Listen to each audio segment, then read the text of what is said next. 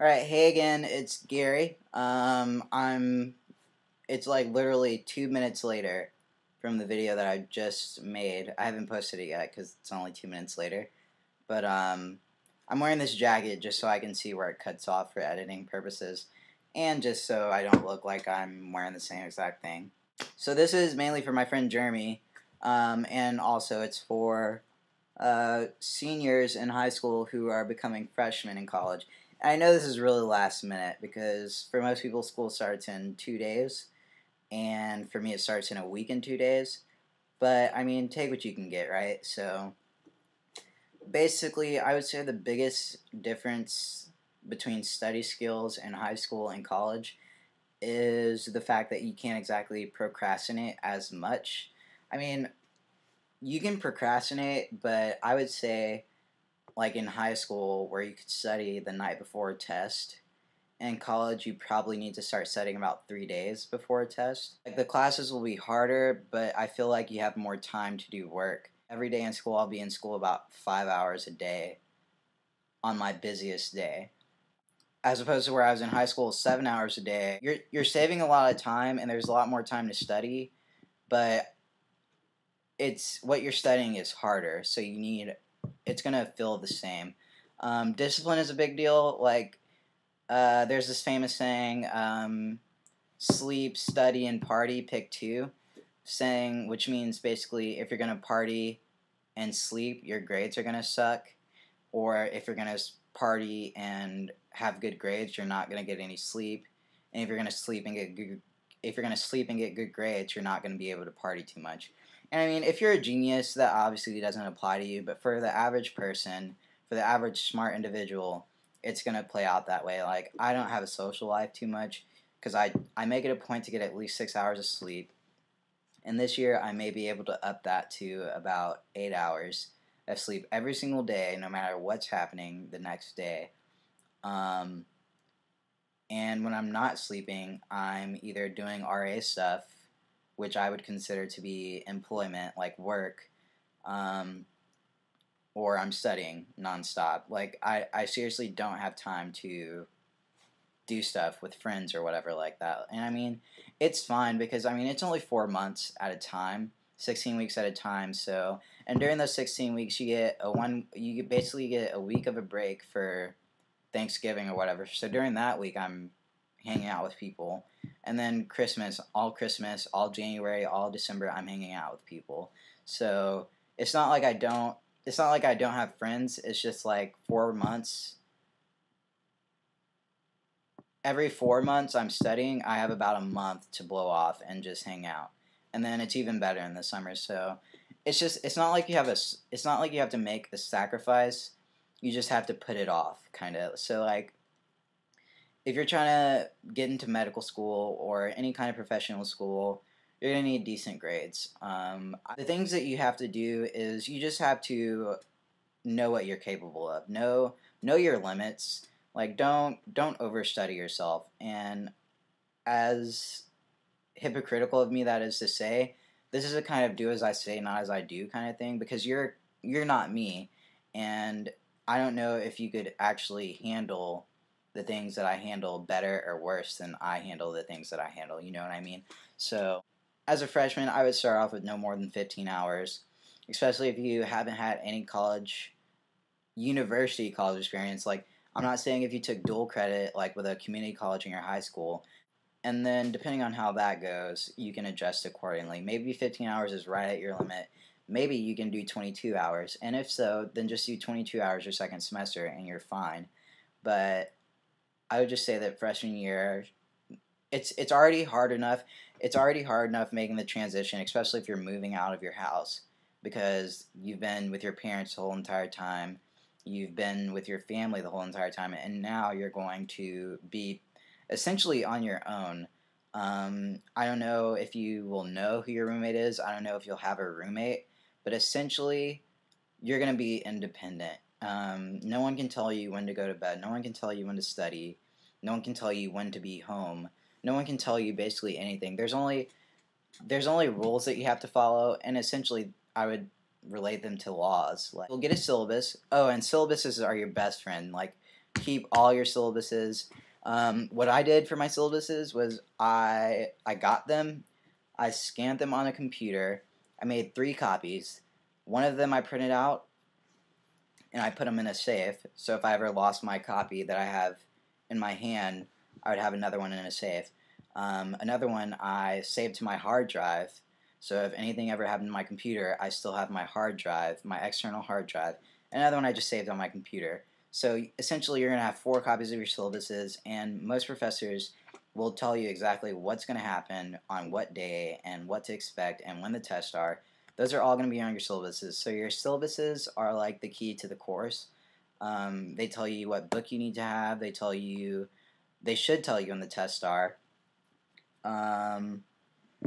They tell you how to get in contact with the professor office hours, which if you don't know, the professor office hours are kind of like a tutorial or a study hall that you can have one-on-one with the professor. And then basically during that time, you can go over the concepts of the class or the homework. There's not too much homework in college.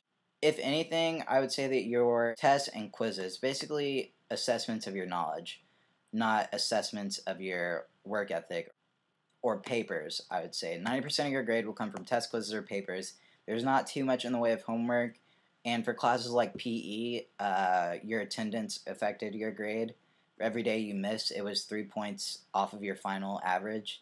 So like if you have a 91 and you miss a day, you don't have the A that you deserve.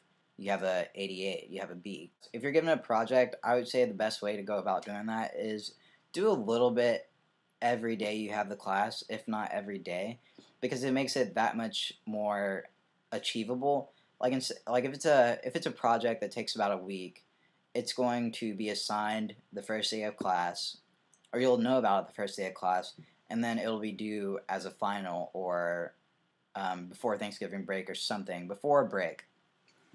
And I would say just handle that by little and not try and do it the night before and just stay up all night, or the week before and work your ass off all week.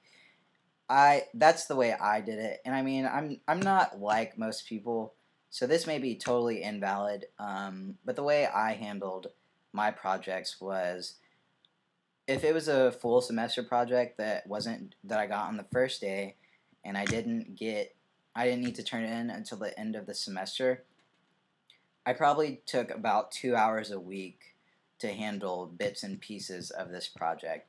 And most of the times I was done halfway through the semester with just 2 hours a week. 2 hours a week is not a big deal. Like, I spend 2 hours a week in extracurricular activity meetings, like not even doing the activities. But if you just start the first week, like, finding out what you want to do, spend 2 hours finding out whatever you're going to present or whatever. And then the next week, spend 2 hours figuring out where to get the info from. The next week, spend 2 hours filtering the info. Like, what do you need for your purpose? And I mean, just go on and on and on. It's not hard at all. As long as you just manage your time properly, you'll find that college is a lot easier than people make it, because the people who make it seem hard are probably the people who suck at time management. I mean, just to be honest. And another big thing is time management. Like, I have a desk calendar, but I did, like, it's the same planners that we got in high school with the little days and the stuff that's relevant to the college that's going on that day and stuff like that. But this year I'm going to use my planner. I have my own personal planner. I have a school planner, and I have a desk calendar. And I have an iPhone with a calendar on it as well that I use, and that exports it to my MacBook. So everywhere I am, I have some kind of reminder of what needs to get done that day. So I would strongly suggest getting several types of things that will keep track of what you need to do and when you need to do it, such as planners or calendars.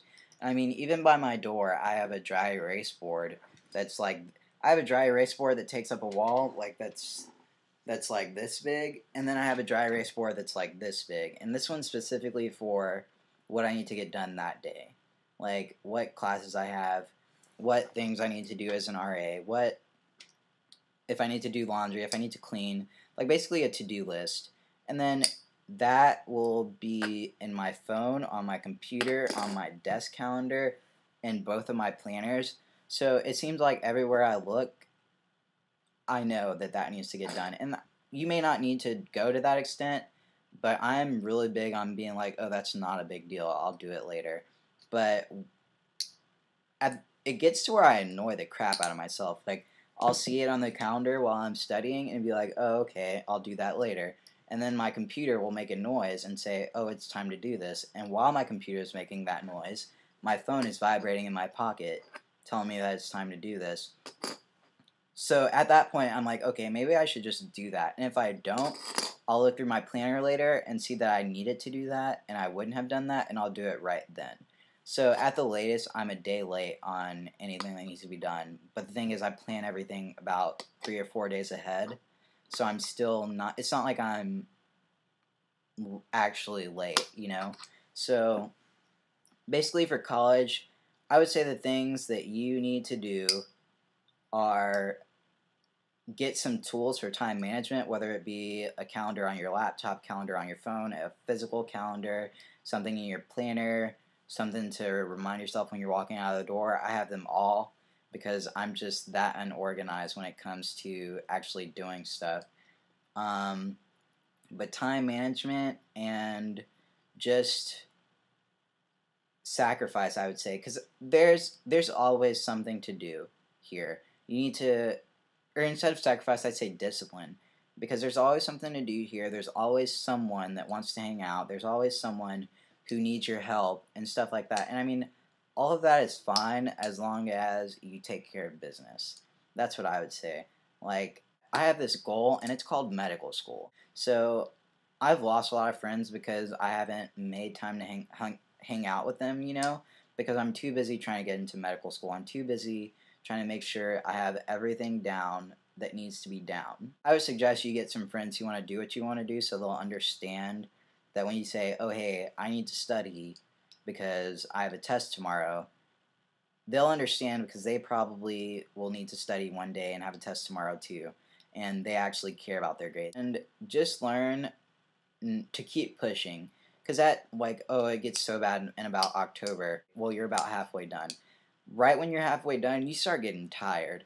Like, last year, my schedule was basically, I was up all day. I go to bed at 11, only to wake up at 5:30. So I got 6.5 hours of sleep. But by October, it was getting harder and harder for me to wake up at 5:30, no matter what time I went to bed, just because my body was so tired. But you have to learn that you need to keep pushing. It needs to be done if you want to do what you say you want to do. If you want the opportunity to do what you say you want to do. Get to know your professors, because they will be willing to go so far for you if they just know who you are. Study groups, I would advocate, just because, to an extent, I'm not saying that study groups should be your primary method of studying. I think people should study by themselves, get the content down, and then go to a study group so they can talk about it, just to make sure that they have it down. And if no one in the study group knows, you can teach it. And if you know it well enough to teach it, you know it very well. So I would recommend study groups once you've taken the time to actually study. Most campuses offer free tutoring. I would recommend you utilize that. To become a tutor, you need to have made an A in the course that you're tutoring in.